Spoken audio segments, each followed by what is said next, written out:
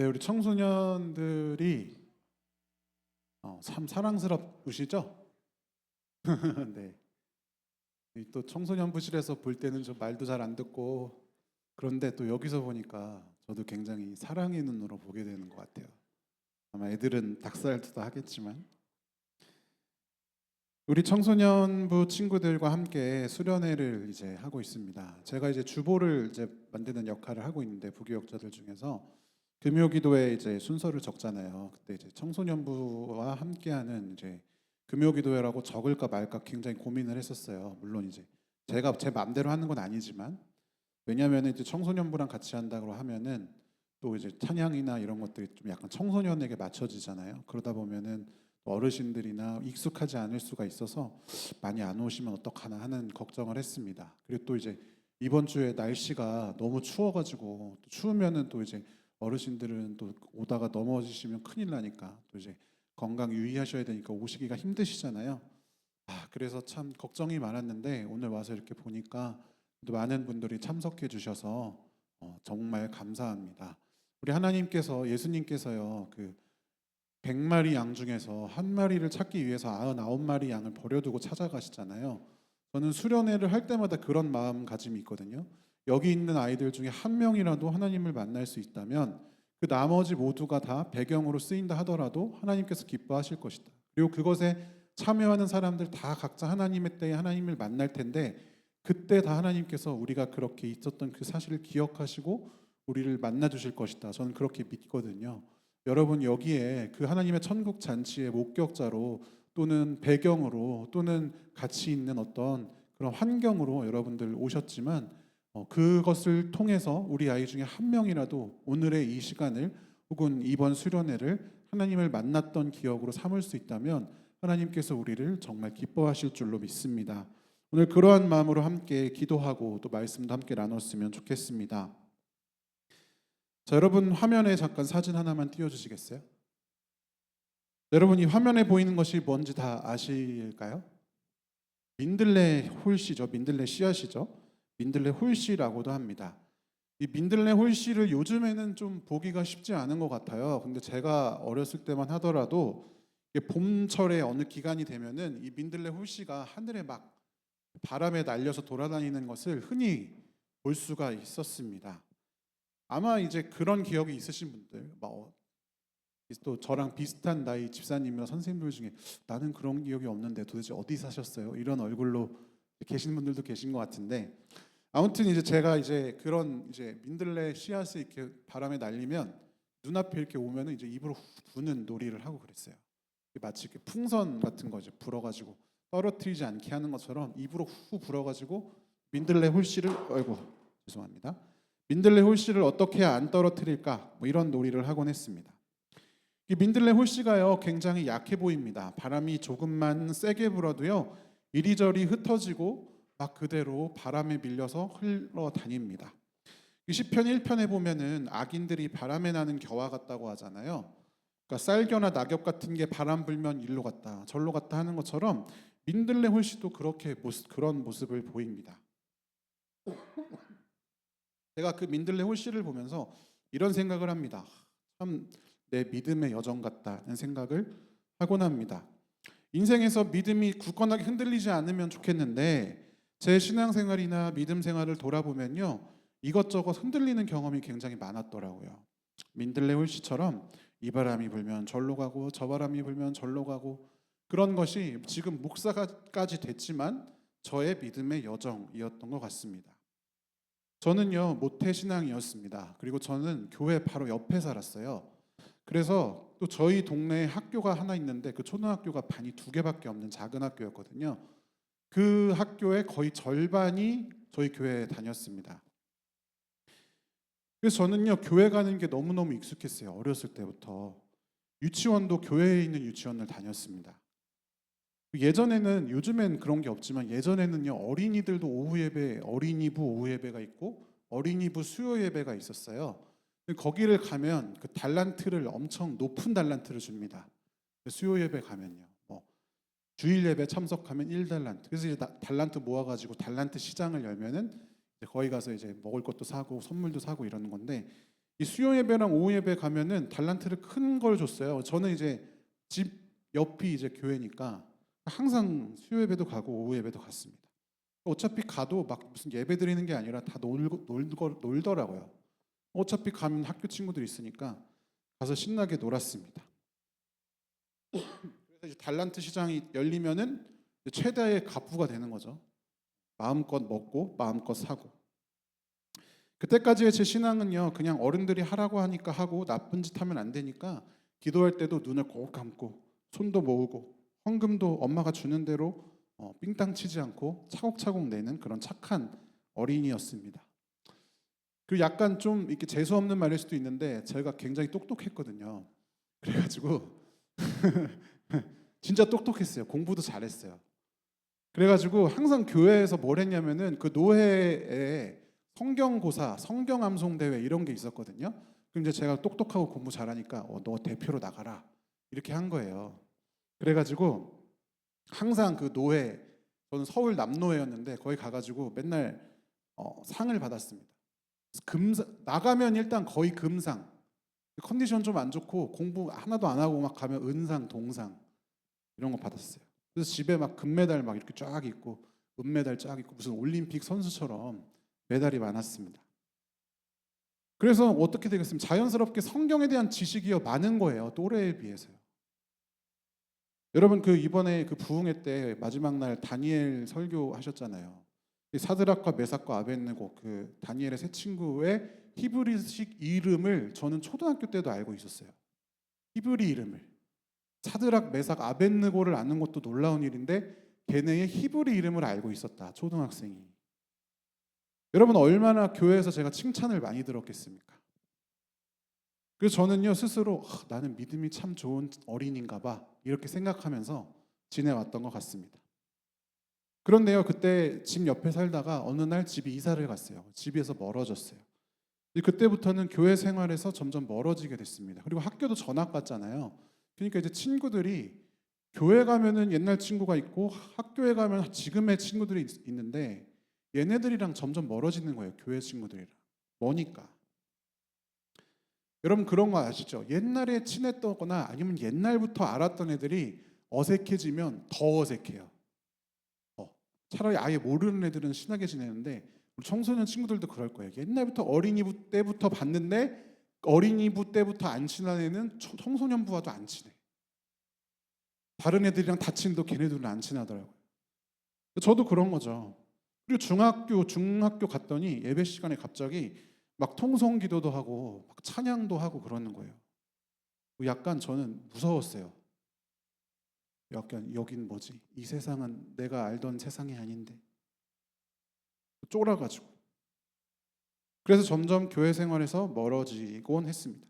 정말 내가 열심히 오늘 예배 잘 드렸다 하면은 예배 시간에 찬양할 때 박수 치는 거예요. 그 정도 참여하면 이 정도면 내가 많이 했지. 중학교 3학년 때까지는 그런 신앙생활을 했습니다. 그때까지만 해도 기도하라 그러면 뭐 했냐면 식기도. 엄마가 가르쳐 주셨거든요. 엄마 식기도 할 때 어떻게 기도하라? 이 음식을 먹고 튼튼하게 자라게 해달라고. 제가 그 식기도를 22살까지 했어요. 계속 튼튼해지더라고요. 끝없이 튼튼 영양 과잉이 될 때까지 튼튼해졌습니다. 자기 전 기도.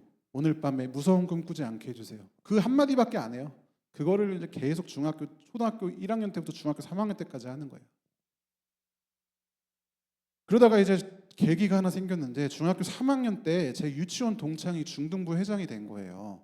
걔가 어느 날 갑자기 전화가 왔어요. 저한테. 너 같이 임원 좀 할래? 근데 그 친구가 유치원 때 친했는데 제가 이 전학하고 나서 어색해졌잖아요. 그러니까 제가 거절을 못 하겠는 거예요. 안 친해서. 그래서 그래 이렇게 해서 제가 임원이 됐습니다. 어쩔 수 없이 임원 됐으니까 임원이 됐는데 양심상 뭐라도 해야지 하면서 이제 교회에서 성가대도 하고 자치회도 하고 거기서부터 제가 이 교회 친구들이랑 노는 재미를 알게 된 거예요. 왜냐? 일단 교회 가면은 여자애들이 있었거든요. 저는 남자 중학교를 나왔거든요. 맨날 남탕에 있다가 교회 가니까 여자애들이랑 얘기할 기회가 생긴 거예요. 그래서 막 친구들이랑 즐겁게 놀면서 노래방도 가고 여자애들이랑. 근데 설교 시간 되면 늘 졸리고, 수련회 가서 기도하면은 막 회개 기도할 때 어떤 막 선생님들이 막 열심히 기도하잖아요. 그럼 막 그 선생님이 머리 막 노란색으로 염색하고 이런 선생님이었거든요. 제가 보면서 아유, 저 선생님 무슨 죄를 그렇게 많이 지어가지고 저렇게 열심히 기도해. 나는 회개할 게 없는데. 중학교 3학년 때도 그 생각을 했어요. 그런데요, 이상하게도요, 교회 생활을 열심히 하면서도 제 신앙은 전혀 자라지 않았는데, 사람들은요 이렇게 말하는 거예요. 너 참 열심히 믿음 생활하는구나. 칭찬을 듣는 거예요. 처음에는 아닌데, 난 믿음이 없는데, 하나님 잘 모르겠는데, 내가 죄인이라고 하는 거 잘 모르겠는데, 하나님 생각해도 별 느낌이 없는데, 이렇게 생각했는데 그 칭찬을 계속 들으니까 어떻게 되냐면요, 그런가 보다, 이런 게 믿음인가 보다 싶어지는 거예요. 열심히 활동하는 게 믿음인가 보다. 예배 시간에 찬양을 세게 부르는 게 믿음인가 보다. 박수를 세게 치면 믿음이 좋은가 보다. 그렇게 마음이 점점 바뀌어 가더라고요. 그러다가 어영부영 고등부에 들어가서요, 제가 어떻게 하다 보니까 고등부 회장이 된 거예요. 제 고등부 때 사진이 있거든요. 좀 띄워주세요. 긍정적인 감정은 없지만 저기 이제 웬 안경 쓰고 이제 기타 들고 앉아 있는 애가 고등학교 때의 저입니다. 지금과는 많이 다르죠? 저도 저런 풋풋한 시절이 있었습니다.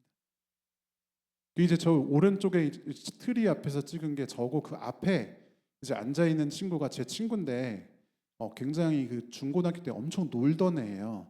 이게 목사가 돼가지고 제가 요번 수련회 때 불렀어요. 내일 이제 수련회, 청소년들 수련회 강사로 올 겁니다. 생긴 것만 봐도 약간 놀게 생겼잖아요. 그 앞에 앉아 있는 애, 내일 올 겁니다. 이거 소개하려고 이제 사진을 띄웠고요. 아니, 여기 제 사진만 봐도요, 여러분 어떠세요?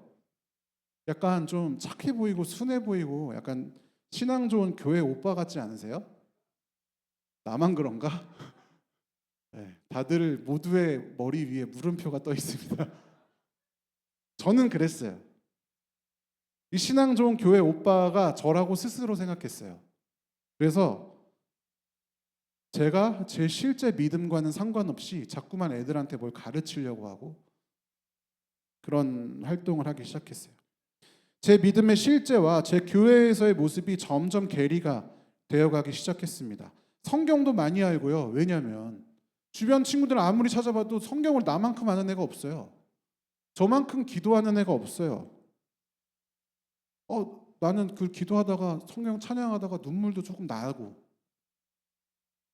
봉사하면서 기쁘고, 열심히, 누구보다도 열심히 봉사하고, 그때 감격이 있잖아요. 봉사가 주는 감격, 기쁨, 나 자신에 대한 어떤 자아 존중감, 자아 효능감, 이런 거 있잖아요. 허세가 가득했습니다.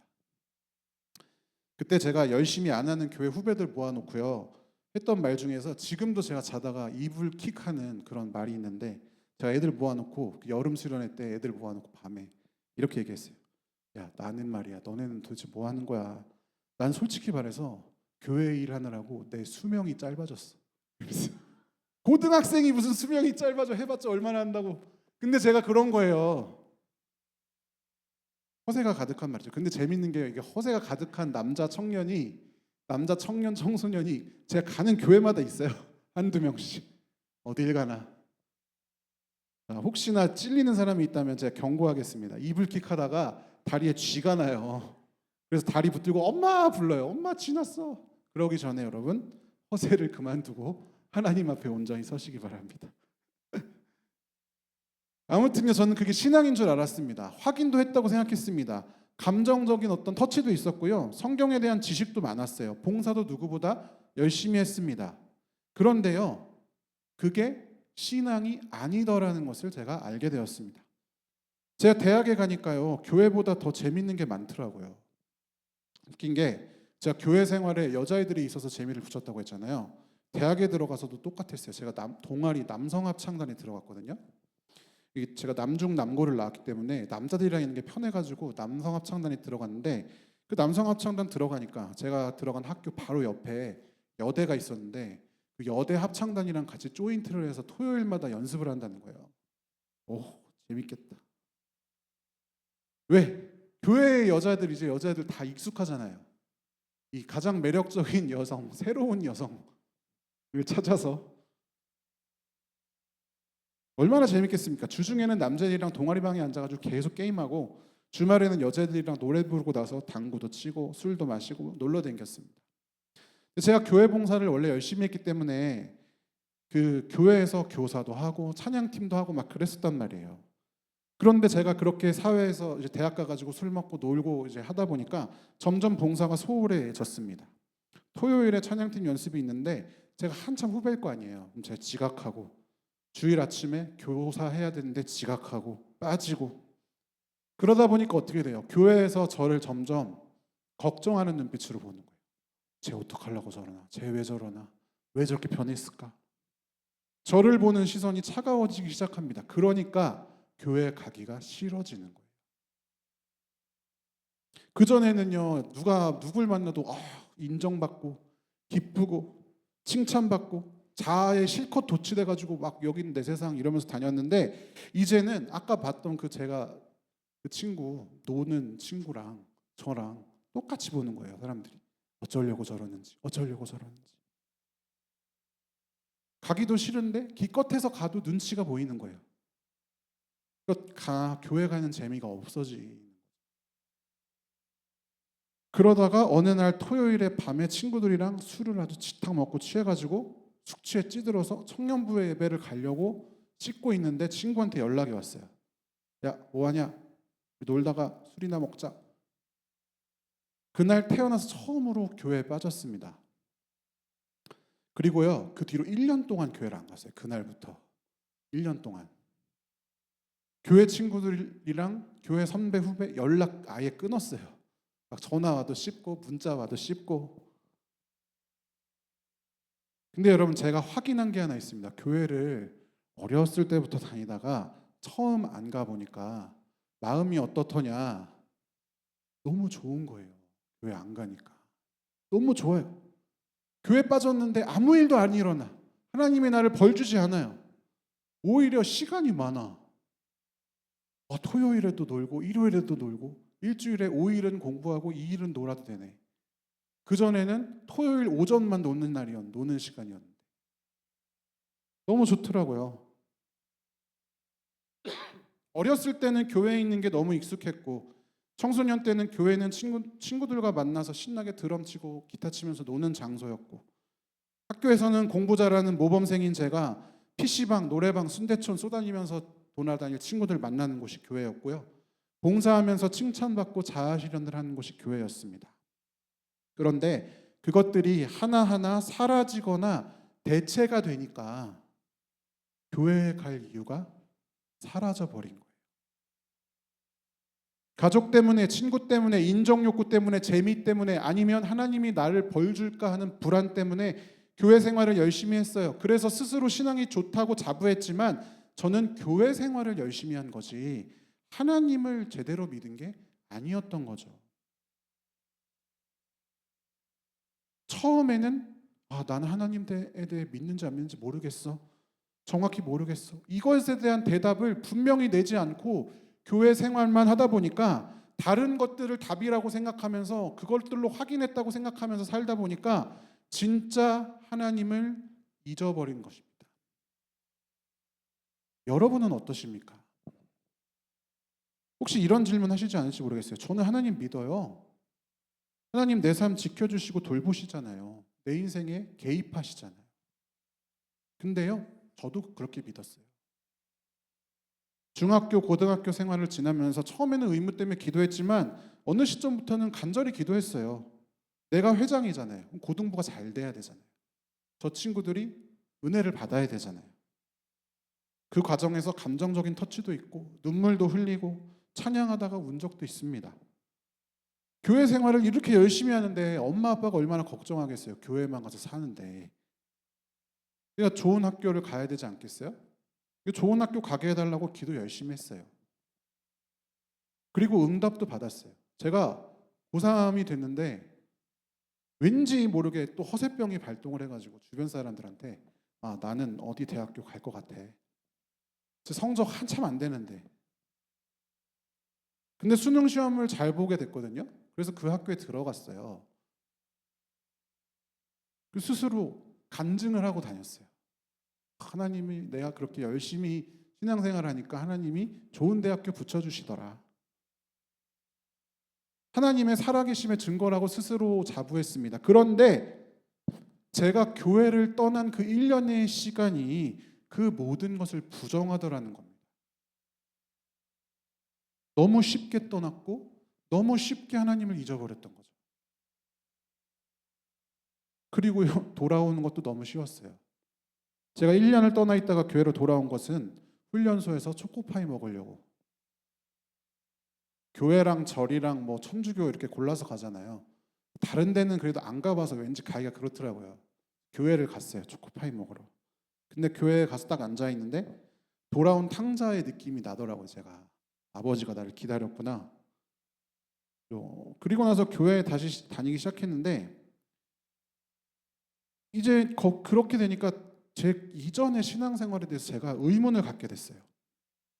나는 분명히 신을 믿었는데 이 세계에는 창조주의자 다스리는 분이 있다고 믿었는데 그리고 그분께 기도하고 응답도 받았는데 봉사도 열심히 하고 성경도 누구보다 많이 알고 근데 도대체 뭐가 문제였지? 뭐가 없었기에 내가 하나님을 떠났지? 그때 제가 깨달은 한 가지가 있는데 그게 뭐냐면요.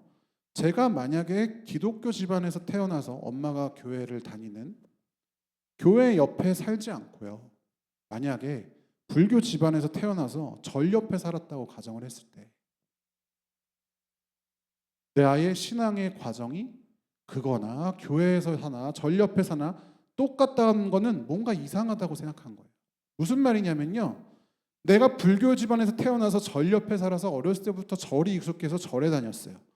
그래서 절에서 칭찬받고 절에서 열심히 활동하고 하다가 부처님을 믿고 부처님께 간절히 기도해서 좋은 대학을 갔다.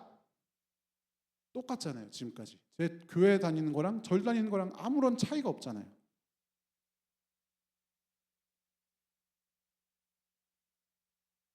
그렇다면 이상하다고 생각한 거예요.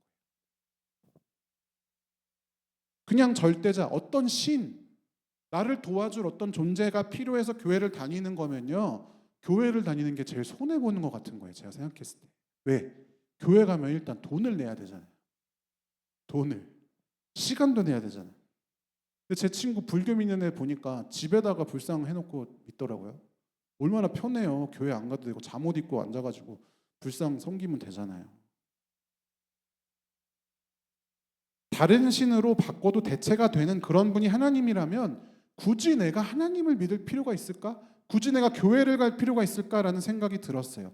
그런데 성경에는 분명히 이렇게 쓰여 있단 말입니다. PPT 띄워보시죠. 출애굽기 20장 3절에 보면 나의 앞에서 다른 신이 너에게 있어서는 안 된다. 야고보서 2장 19절에는 하나님은 한 분이라고 믿는다는 건 귀신들도 믿는다라고 하는 거예요. 하나님이 다른 신과 어떠한 차이점이 없이 그냥 똑같다면 안 되는 거잖아요. 성경에 의하면. 하나님은 다른 신과는 다르다. 나는 유일한 하나님이다. 다른 귀신들도 내가 신인 줄 알고 믿는다. 그러니까 그냥 하나님이 신인 줄만 알면 되는 게 아니라 왜 진짜인지, 왜 유일한지, 왜 이분이 유니크한지 뭔가 다른 게 있을 것 아니겠습니까? 그래서 제가 하나님께 기도했습니다. 제가 1년 동안은 교회에서 하라는 모든 걸 다 해볼게요. 그래도 내가 차이를 못 느끼면 나는 교회를 떠나겠습니다. 하나님이 살아계시다면 저를 인도해 주세요. 여러분 굉장히 위험한 방법입니다. 여러분께 절대 권하지 않습니다. 그때 하나님이 만약 나를 버리셨으면 어떡했어? 아찔해요. 어쨌든 다행히도 하나님께서 제자를 인도해 주셨습니다. 청년부에서 제자 훈련을 해가지고 제가 거기 등록을 했거든요.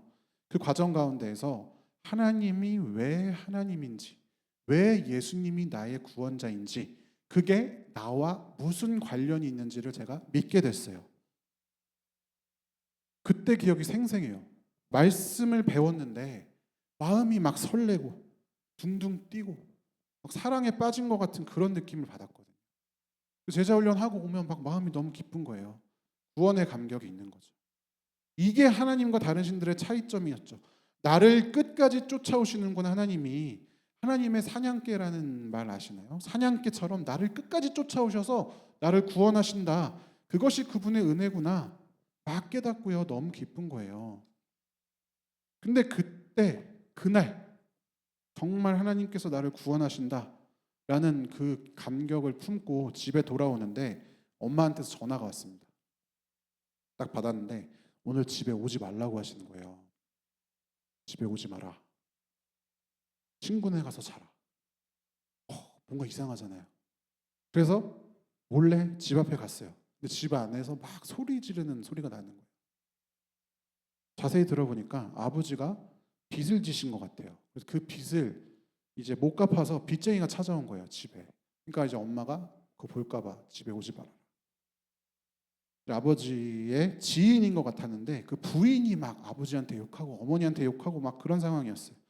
드라마 같은 데서나 보는 줄 알았는 상황이 저한테 생긴 거죠. 은혜 받고 왔는데 너무 마음이 어렵더라고요. 그런데 진짜 이상하게도요. 그날부터 무슨 일이 계속 생기냐면 제가 그 제자 훈련이 수요일이었거든요. 그럼 수요일 날 수요예배 끝나고 이제 하는 거예요. 그럼 끝나고 이제 밤늦게 집에 오면은 꼭 그 사람들이 그 다음 날 집에 와요. 심지어 자고 일어나면 소리가 눈에 떴는데 소리가 집에서 들리는 거예요. 집에 어떻게 몰래 띵동 누르고 숨어 있다가 누구세요? 문 열면 확 들어와 버리는 거예요.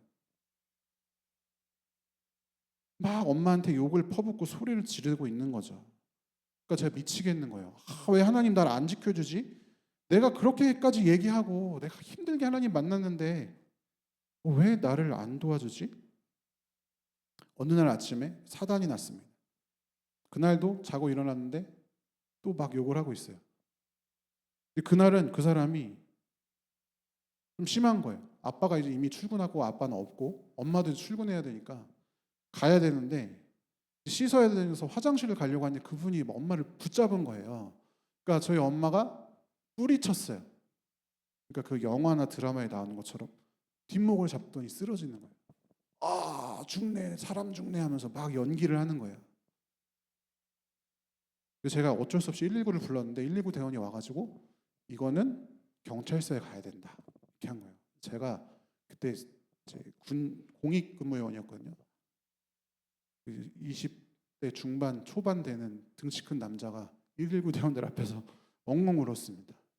통곡하면서 아니 아줌마 도대체 엄마한테 엄마가 뭔 잘못이라고 아빠한테 그러면 내가 이해를 하지 아빠를 괴롭혀야지 왜 우리 엄마한테 그러냐고 하면서 막 엉엉 울었어요. 그리고 이제 어쩔 수 없이 경찰서 가서 엄마를 유치장에 두고 오는 거죠. 근데 그 와중에 하나님께서 저한테 그렇게 물어보시는 것 같은 거예요. 야, 나를 믿는다고 해서 네 인생이 술술 풀리지 않는다. 오히려 어려움이 생길 수도 있다. 그래도 내가 하나님인 줄 너가 믿겠니? 제가 뭐라고 했을까요? 믿음으로 아멘 하면 좋았겠지만 이렇게 말했습니다. 아니 어차피 하나님이면서 내가 싫다고 한다고 그게 아닌 게 됩니까? 하나님이 그러면 그런가 보다 해야 되는 거 아닙니까? 근데 여러분 이 말은 뭘까요? 제가 하나님을 하나님으로 인정하는 거예요. 하나님은 내가 부인한다고 하나님이 안 되는 게 아니잖아요. 내 상황과 상관없이 그냥 하나님이잖아요. 내 삶이 좋든 나쁘든 하나님이잖아요. 그걸 제가 처음으로 얘기하게 된 거예요. 그렇게 저는 하나님을 유일하신 하나님으로 인정하게 됐습니다. 제 긴 이야기를 지금까지 들으셨는데 저는 감정적인 경험도 했고요. 성경 지식도 많았고 기도 응답도 받았고 절대 신이 있다는 사실도 믿었고 기도도 하고 교회 활동도 열심히 하고 기도하다가 찬양하다가 울기도 했습니다. 당연히 이 모든 것들은 저에게 이후에 믿음을 가질 수 있는 계기가 되었지만 더 분명한 것은 그 어느 것도 믿음 그 자체는 아니었다는 거예요. 우리가 주변에서 볼 때에는 저것들을 가지고 있으면 그런 경험이 있으면 믿음이 좋다고 하는데 스스로도 그렇게 생각하는데 그 그것들은요, 믿음의 계단 같은 거예요. 이것들을 통해서 하나님의 존재 자체를 더 알고 싶은 갈망이 생겨야 되는데, 이 계단에 하나 올라서 가지고 그게 전부인 양 생각하면서 거기에 머물러 있습니다. 그래서 내가 하나님을 정말로 믿고 있는지에 대한 고민할 기회를 놓쳐버리는 거예요. 그러다 보니까 민들레오 씨처럼 이런 상황 저런 상황이 왔을 때 훌훌 떠다닙니다. 신앙이 마구 흔들려요. 저처럼 교회를 떠나기도 합니다. 아니면요, 3, 40대 돼서 아이 키우고 바쁘면 교회 생활이 뒷전이 돼요. 여러분들 자녀들 중에도 그런 분들 계실 수도 있을지도 모르겠습니다. 아마 거의 대부분 저와 같은 과정을 거쳤을 겁니다. 하나님에 대한 흔들리지 않는 믿음을 가질 기회를 잃어버린 거예요. 예수님이 어떤 분인지, 예수님이 나와 어떤 관계가 있는지 아직까지도 발견하지 못하는 사람들이 있습니다. 제가 수련회를 앞두고 청소년 친구들하고 설문조사를 했거든요. 예수님이 어떤 분이시냐고 질문을 했어요. 화면 좀 띄워주시겠어요? 그거 말고 설문조사 없나요? 네, 없으면. 많은 아이들이요, 거의 80% 정도 되는 것 같아요. 좋은 분인 건 알겠는데 나랑 어떤 상관인지는 모르겠다라고 응답을 했어요. 여러분, 충격적인 일 아니에요. 당연한 일입니다. 저도 아이들한테 하는 말 중에 이순신 장군이 한산도 대첩에서 승리했다, 김유신 장군이 말목을 잘랐다, 이런 거랑 예수님이 십자가에 달렸다, 이런 게 저도 어렸을 때 똑같았다. 그냥 사실이다. 그렇게나 믿지만 그게 나랑은 상관이 없는 거죠. 여러분들은 혹시 어떠십니까? 여러분, 그러나 걱정하시지 마십시오. 하나님의 목적은 무엇이냐면 우리들을 분리시켜서, 야, 니네 믿는 거 가짜야, 니네 지금까지 했던 그 모든 것 다 의미 없어, 여기까지 도달하지 못한 녀석들은 자격이 없어 하고 구별하는 게 하나님의 목적이 아닙니다. 그랬다면 애초에 우리를 구원하시지 않으셨겠죠. 하나님의 목적은 그분을 알게 하는 것입니다. 그분을 기뻐하게 하는 것입니다. 그분을 찬양하게 하는 것입니다. 그래서 기다리시고 우리 인생의 모든 순간들을 사용하셔서 하나님 그분을 알기까지 계속 역사하십니다. 제 경우를 생각해 보겠습니다. 그 모든 것들이 헛된 것이 아니었어요. 오히려 그것들 때문에 저는 1년이라는 짧은 순간에 제자훈련 한 번 하고 하나님을 만났어요. 경험도 있었고 성경도 많이 알았거든요. 봄을 꿰어 그 구슬을 꿰듯이 꿰어지는 거예요. 그리고 그 시간들이 지금 제가 여러분들 앞에서 말씀을 나누는 원동력이 되잖아요. 그러니까 여러분, 우리의 신앙 혹시나 지금까지 얘기 듣고 헛된 거 아니야? 전혀 헛되지 않습니다. 그러나 분명히 우리가 확인할 건 있습니다. 과연 나는 하나님을 제대로 믿고 있는가에 대해서 점검해야 돼요. 나는 하나님의 구원을 내 마음속에 가지고 있는가? 그 구원을 감사하고 있는가? 그 상황은요, 그냥 숨기거나 넘길 게 아니라 우리 신앙에서 가장 먼저 해결해야 할 문제예요. 그리고 그것을 위해서 아주 정직하게 하나님께 고백할 줄 알아야 돼요. 제가 아이들한테 항상 이야기하는 게 있어요. 멋있게 기도할 필요 없다. 하나님께 그냥 할 수 있는 최선의 고백을 하면 된다. 하나님은 중심을 보시니까. 알면 안다, 모르면 모른다. 솔직하게. 그리고 그 고백은요, 그냥 고백이 아니라 삶의 실천으로 이어져야 돼요. 우리가 마음에 드는 남자친구, 여자친구를 내 남친, 여친으로 만들려면 어떻게 해야 돼요? 관심을 줘야 되잖아요. DM도 보내고 전화도 하고 생일도 외우고 MBTI도 외우고. 왜 너 누구 사겨? 왜 그래? 좋아하는 것도 외우고 사주기도 하고 손편지도 써보고 그래야 되는 거 아니에요. 나는 당신을 좋아합니다. 나랑 사귈래요? 고백하고 나서 관심이 1도 없고 생일도 모르고 뭘 좋아하는지도 모르고 전화번호도 모르면 그게 말이 됩니까?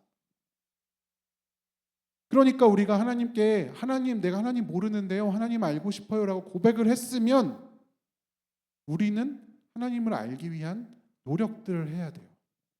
다행히도 하나님께서는 우리에게 알아갈 수 있는 아주 손쉬운 방법, 성경을 주셨어요.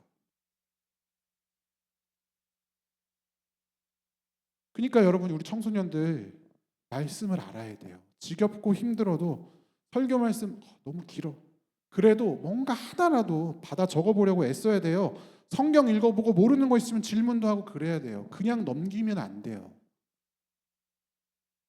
요즘 유행하는 밸런스 게임 아까 잠깐 나왔었는데, 밸런스 게임 1조 받고 현생 살다가 지옥 가기, 지금 이대로 살다가 천국 가기. 여러분 뭐 선택하시겠어요? 뭐 선택하시겠어요? 1조 받고 현생 살다가 지옥 가기를 선택하겠다고 하는 귀한 친구를 주님의 이름으로 축복합니다. 당신의 정직함이 하나님께로 당신을 이끌 것입니다. 여러분 뒤에 거를 선택하겠죠. 대부분 이대로 살다가 천국 간다고. 그럼 여러분 그 얘기는 뭐예요? 1조보다 하나님을 아는 게 더 중요한 거 아니겠습니까? 우리는요 1조는커녕 100만 원의 확정된 수익도 우리에게 주지 않는 좋은 대학교를 가려고 그렇게 시간을 많이 써요. 기대 수입은 올라가겠죠. 확정된 수입은 100만 원도 없어요.